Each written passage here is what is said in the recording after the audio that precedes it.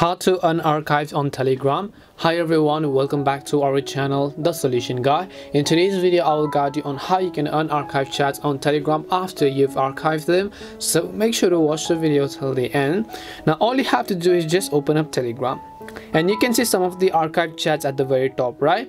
So if I want to also archive a chat, first of all, I'll just long press on the chat and select the chats that I want to archive. Then I have to tap on the three dots from the top right, then choose the option called archive. You can see the down arrow icon.